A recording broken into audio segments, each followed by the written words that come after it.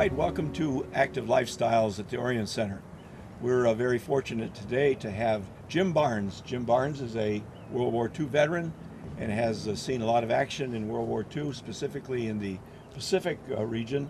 Jim, we'd like to talk to you just a little bit about, can you tell us a little bit about your time in the military? The years I spent in? Yeah. Well, I was overseas pretty close to 2 years. 2 years, okay. And we was on the front lines about half of the time. Otherwise, we was waiting to get troops in, Right. replacements that got killed.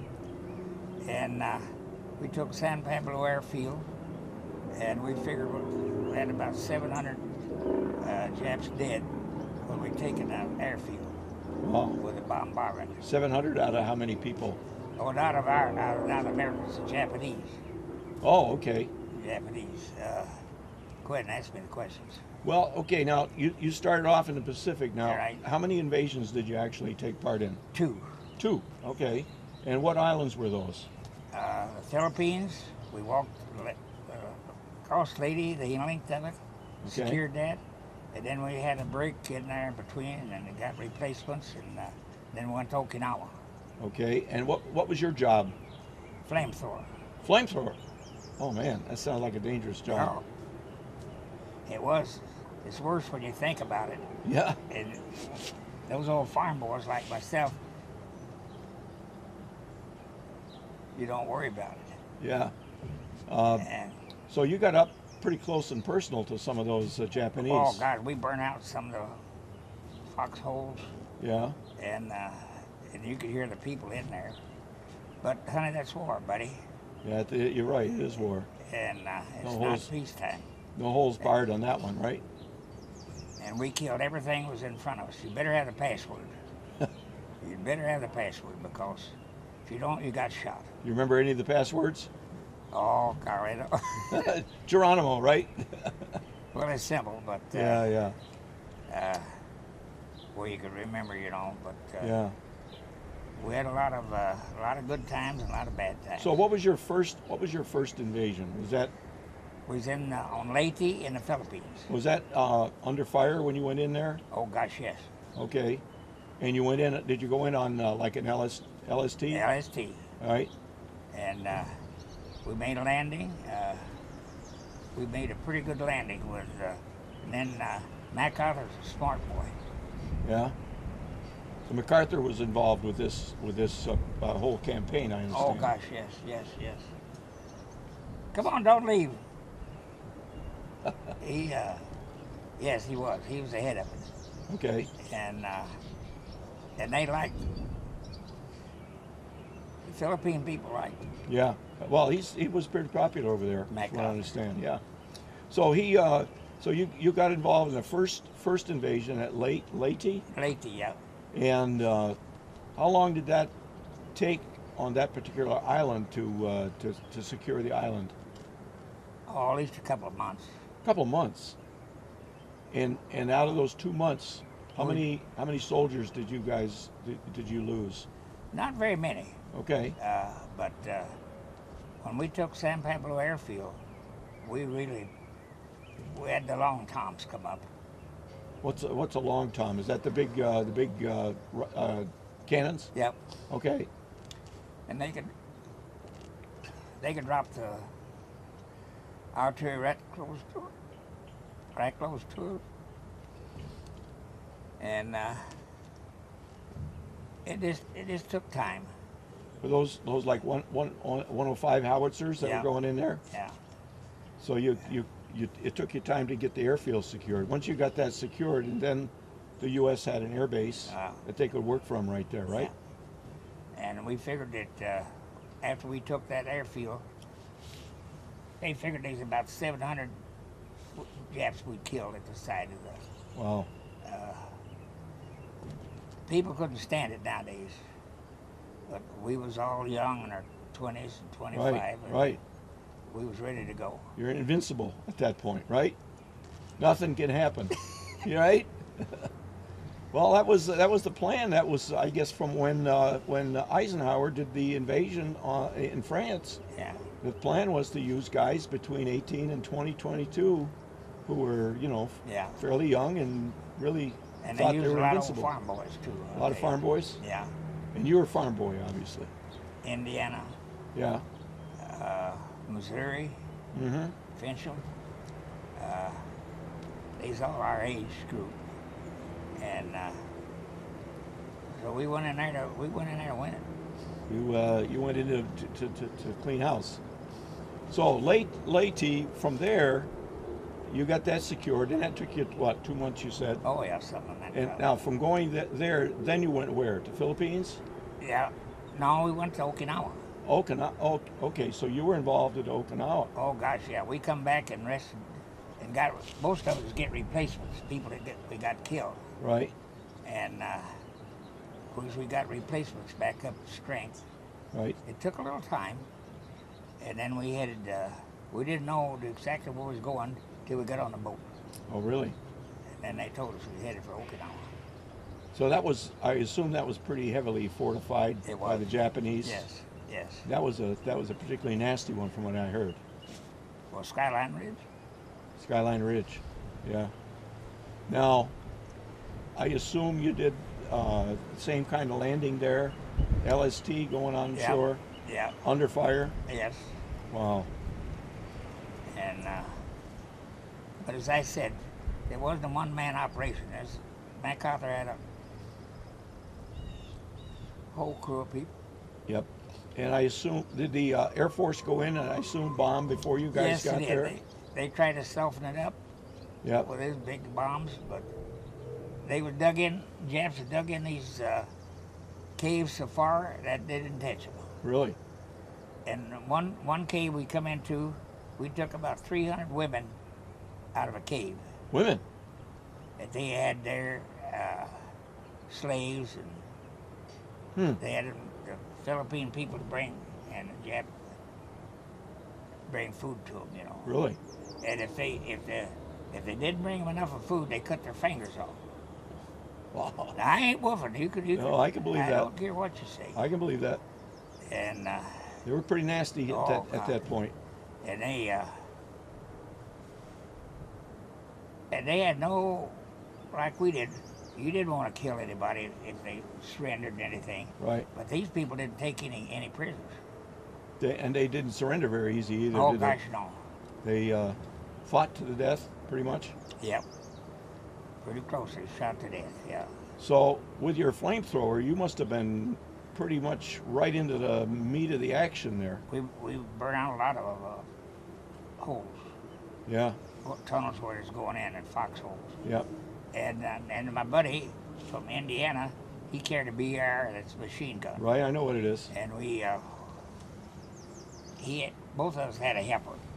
Mm-hmm. Carried her gun because we had these packs, and he had a machine gun. Okay. And it didn't take those boys long to set it up. So you had a little backup there with a guy next to you with a bar. Oh gosh, yes. Yeah. Yeah. So Okinawa was like I said, from everything I've read, it's a really nasty campaign. How long did it take you to kind of secure that island? Well, I don't know exactly. I got hit just before we got to Skyline Ridge, and I sent back to hospital in Saipan, Okay. and I stayed in the hospital there for a little while. And I wanted to go back to my outfit, they wouldn't let me, and they said we'd get home as quick if we stayed there as what we went back there, because the war was. They knew more than what we did. They knew it was winding down. Right. They knew Right. they was going to drop the atomic bomb, and they know ahead of time, and so it did. So you knew you basically you went from a situation where you got wounded to a hospital located where? Saipan? Yep, Saipan. Saipan. And I hope they did a good job. You're still here today, I guess they must have, right? Yeah, but there's a lot of the boys since we got home have passed away, and that makes it sort of bad Yeah. to go to so many funerals and guys you've been with. Well, the World War II guys, they're getting along in years now. Getting along. Well, I'm 92. You're 92. How old were you when you went in the service? About 20, I'd say about 23, 20. Oh, okay, so you were one of the older guys. At the time, you Yeah. know, all the guys were 18, 19 years old going in. We all had our cards. We just knew when he was going, but we didn't know when we was going. Yeah. I was pretty much the same. I was on the draft list too when I was was younger, and I was number 3 on the draft list when I was in. So I had to join up pretty quick if I wanted to get what I wanted. Yeah. So. Well, then they signed you whatever they wanted to. Okay. To a certain extent. Yeah, they And, sure do. The term that I used to get when I was in the service was that the needs of the Navy come first, right? And then anything you want after that comes second, right? Well, you got to have fun. Yeah, well. You know, we talked about it, and we didn't. We was all married, and we took precaution where we could. Yeah, well, you were married at the time too, huh? Yeah. Because I know a lot of the guys were young and single and they weren't Yeah. married, girlfriends and everything. But Yeah. that must have been tough on a married man. How long were you away from home? 2 years. Wow. And then there's no right neither, and no visit on weekends and all this crap like they got now. Right, right. You stayed there. Where'd you go to boot camp? Camp Fannin, Texas. I shouldn't say boot camp, should I? That's Navy. Yeah. I should say basic training. Right. Yeah. Texas. Texas. Yeah. So it got kind of hot down there, so you got used to the hot weather. And the weather, I assume, in Okinawa and some of these other places is pretty bad, right? Well, it rained. Did it? It rained. It either rain of a day or rain of a night, one of the two. Oh, You was man. wet one of the 2 times. And some of the boys, and including myself, had jungle rot, we called it. Oh, really? Your skin just sort of peeled off. Yeah, yeah. Especially where our belts work, you know, we had to be tight to Right. handle that equipment. Wow. And it just swept up and peeled off, that's all. But, yeah, we was young. Yeah. You survived, huh? Oh, golly. Well, that's great. Yeah. But so you go to the hospital, you get fixed up, and then they ship you back to the States. Yeah, I wanted to go back to my outfit, but they wouldn't let me. They said I'd go home as quick because the war got over. Yeah. And Yeah. so I got sent back to Percy Jones Hospital in Battle Creek. Oh, in Battle Creek, right here in the state. Yeah. Well, you weren't probably living here at the time, were you? Yep. Oh, were you living in Michigan? Yeah, I was living here. Okay. Funny. Okay. And I was the 54th guy to buy a home here in Michigan. Really? For the GI Bill. Oh, the GI Bill, right? That was quite a good benefit for the veterans, It was. wasn't it? I bought a house.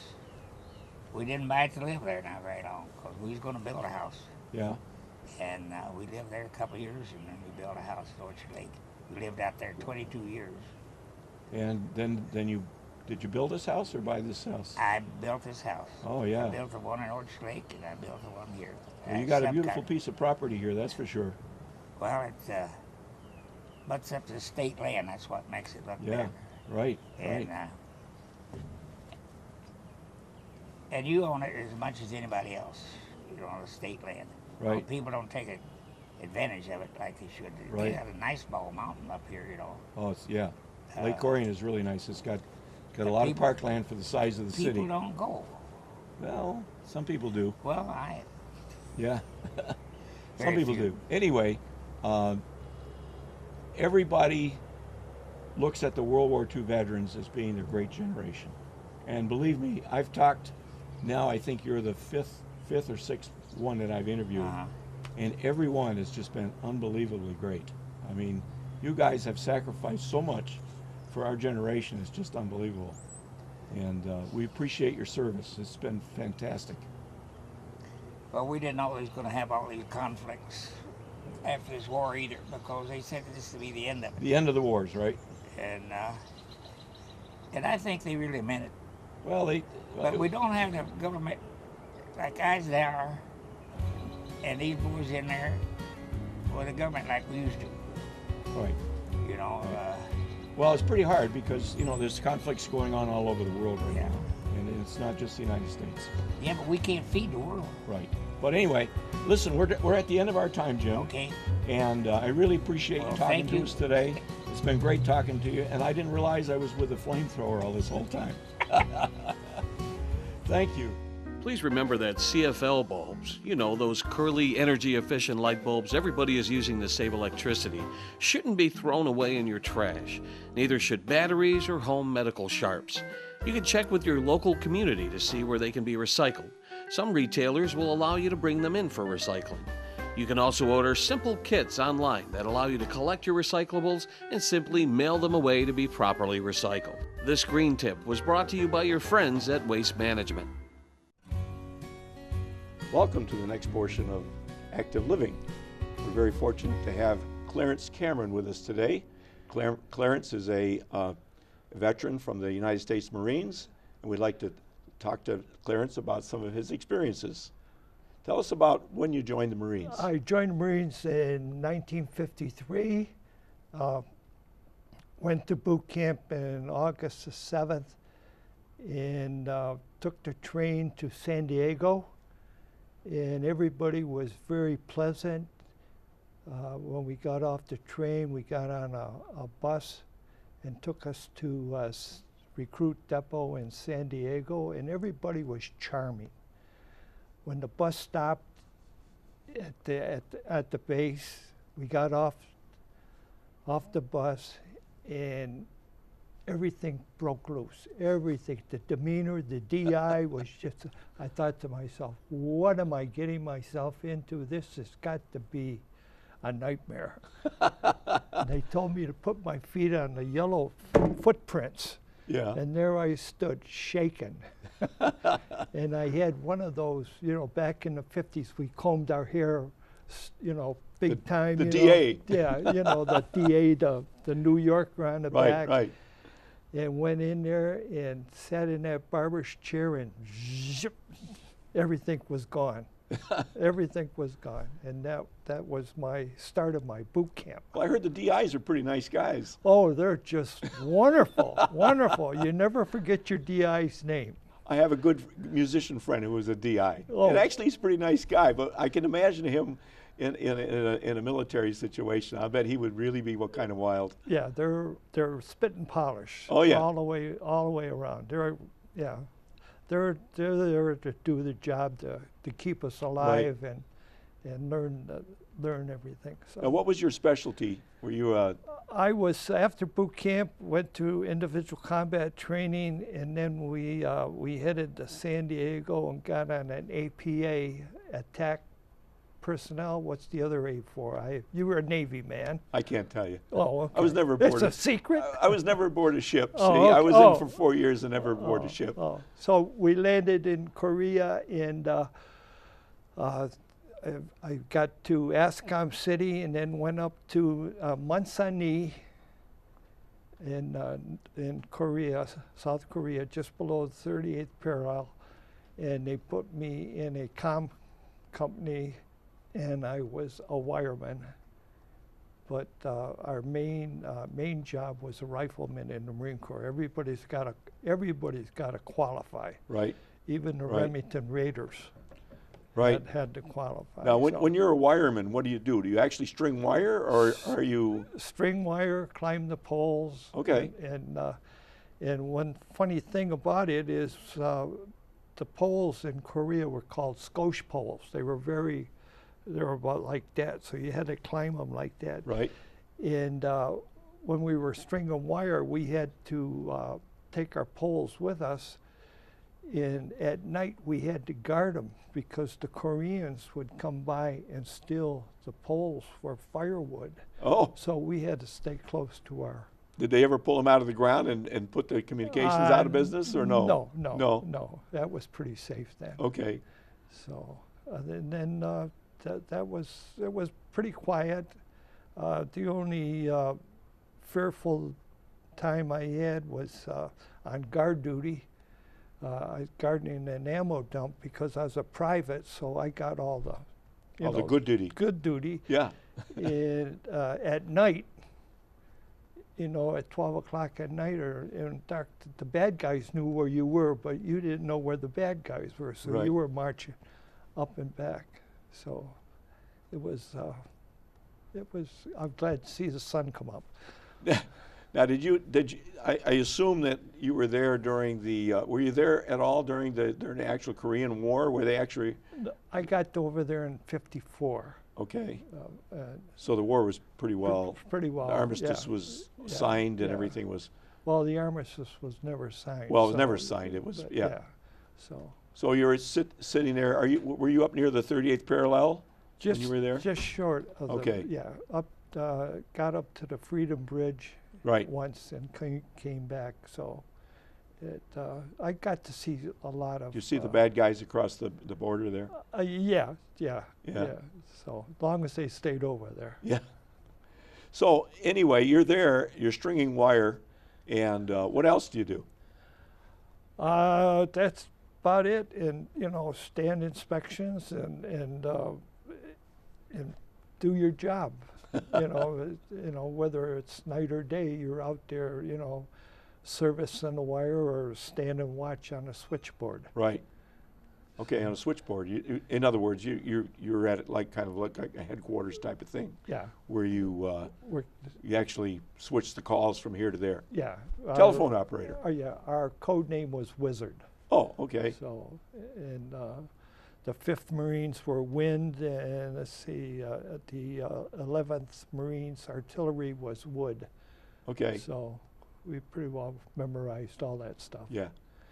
Did you do a lot of wireless communication back then too, or was it all no, wired? We had a radio section that took Okay. care of that. So. Okay. Okay.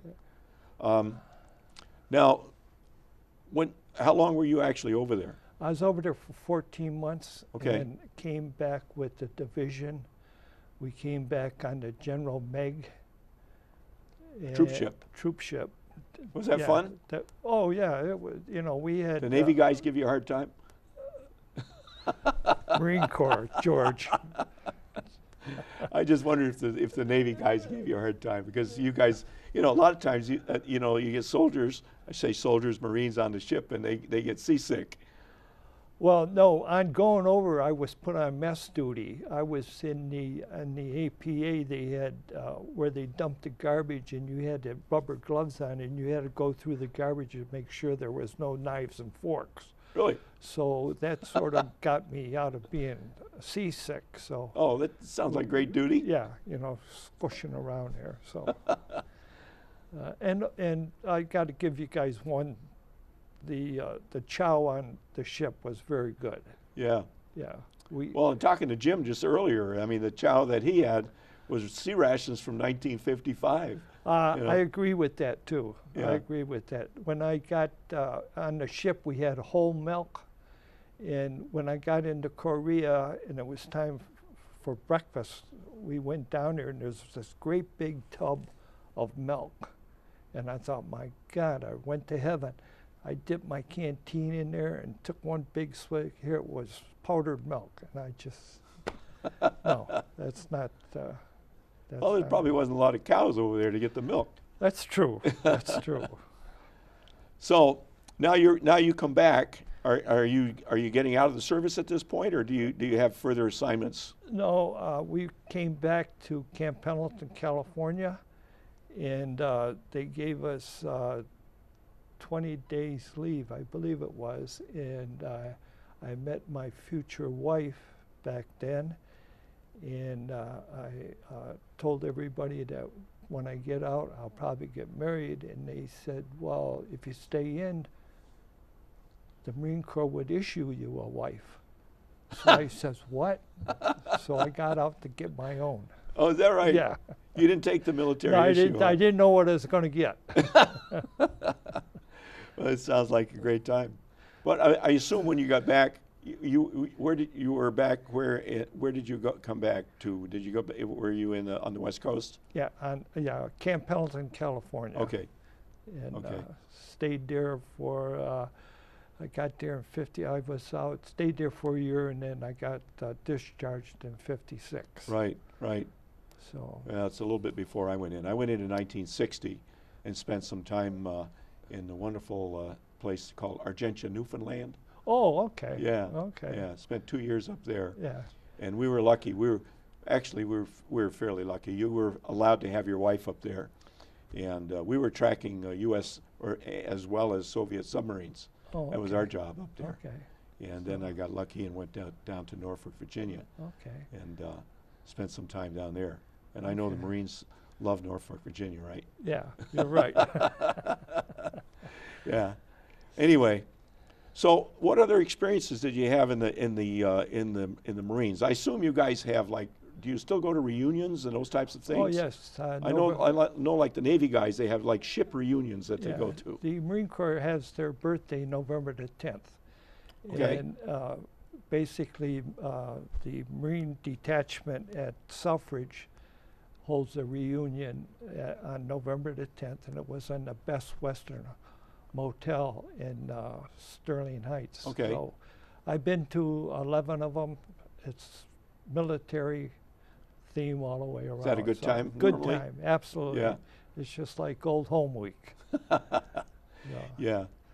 Well, I know a lot of guys that go to the ship reunions, and they have a great time as well. Mm-hmm.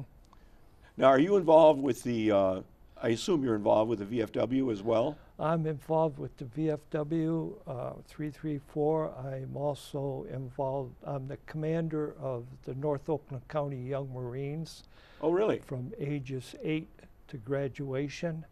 Oh. We meet the first and third Tuesday of the month at the Free Methodist Church. They have a gym in the back of their church, so Right. we're there. Now, the Free Methodist, I mean, I'm sorry, the Young Marines, what do they do? We discipline, leadership, and Right. teamwork, and we're not a recruiting tool for the Marine Corps. Okay. So we're that. So when the kid joins up, how old does he have to be? 8 until graduation. So Wow, okay. if they do get a stripe or participate in the Young Marines, if they decide to go into any branch of the service, they come out with a pay raise. They get a stripe. Really? So Okay, that's great. So that's Now, my brother was involved with the Marines for Marine Reserves for quite a while, and they put together like a drill team. Now, do you do that with the kids, where they do the Queen Anne's arms we're not and quite that kind of stuff? We're not quite that far yet. No? No. So we have a color guard, and we march in the Christmas parades at Oxford and Lake Orion, okay. and then the Lone Ranger Parade of Oxford Days is That's coming up pretty quick, that's isn't it? coming up, yes. And I'm also the girls' high school golf coach in Romeo. This will be my 20th year. Really? Yeah. So. Wow. I, So you live out in the Romeo area? I used to, yeah. Oh, yeah. Okay. Yeah. So I still travel to the high school Uh-huh. in August. So. Now, these young Marines, they all have uniforms that Yes, they do. and They all have uniforms, and every time they achieve something like community service, they get a ribbon, right? and then they earn their ranks all the way up to Okay. master sergeant. So And how many people can you? I assume you have boys and girls. boys and girls, right? And how many do you have in your? Right now I have 6 young Marines, but I have 7 recruits going through boot camp. Okay, that's pretty good size. Yeah. And the kids like it. yes, or do yeah. Is this something their parents put them into to get them disciplined, or is this something that they do on their own? Basically, the parents the parents help out quite a bit. Okay. Yeah, so it's a lot of fun. They come by and they salute, and yes sir, no sir. They do the whole 9 yards. Right. So, Well, that's terrific. yeah, so enjoy it. So you're involved in a lot of local activities as well as. Yes, absolutely. Well, our segment of the program is pretty well. We've got to wrap it up right here, and I certainly want to thank you for your time. It's and been a pleasure, Thanks for George, coming on. talking to a Navy man. To an old Mariner, right? Thank Good you. to have you on the show. Thank you you. very much.